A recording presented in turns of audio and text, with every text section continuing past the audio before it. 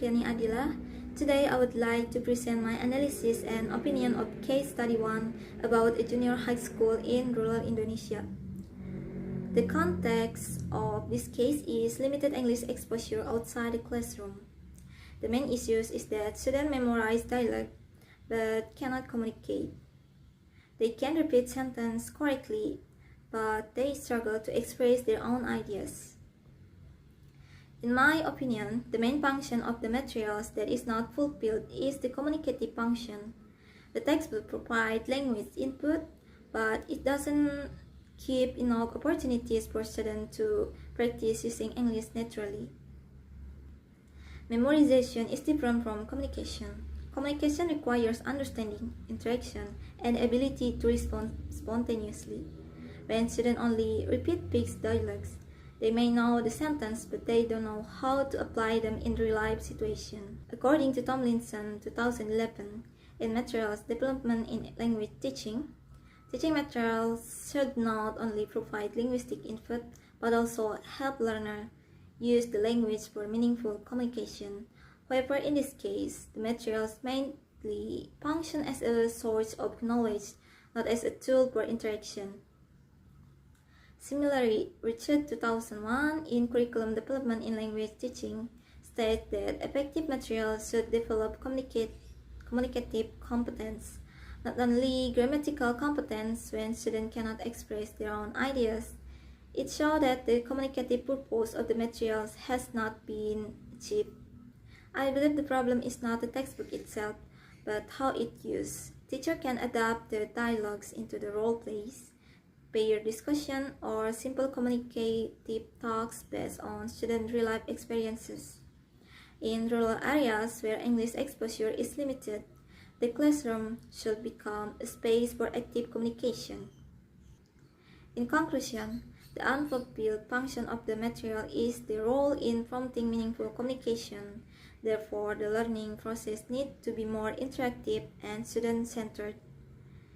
Thank you. That's all my opinion about the case study 1. Next is the case study 2, will presented by Miss Zahra. My name is Zara Sheda, and in this video, I will discuss case study 2, which focuses on how the adaptations of ELT materials in an urban senior high school improve students' motivations and participations.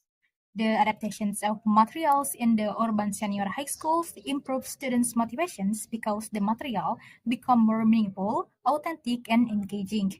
By combining the textbook with YouTube videos, the teacher provide richer and more varied language input.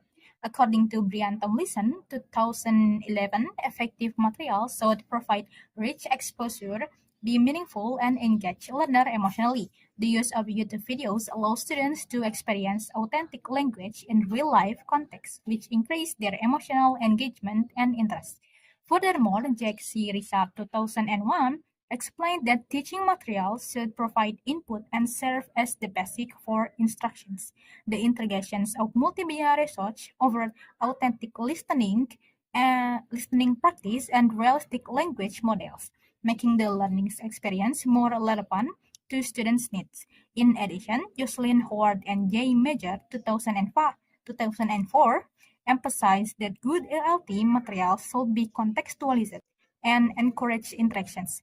The use of video-enabled classroom discussions, role plays, and interactive activities which increase student participations. In conclusions, the adaptations improve motivations because the material were more contextualized, interactive, and aligned with students' digital environment. Therefore, the functions of materials were fulfilled more effectively. Now I will continue with case study 3. In this case, the learners are elementary school students. They have low attention span, so they get bored easily and cannot for a long time. However, the material given is a grammar-heavy worksheet. It focuses too much on grammar rules and written exercise. This does not match the characteristic of young learners. Children learn better through fun activities like games, song, pictures, and movement.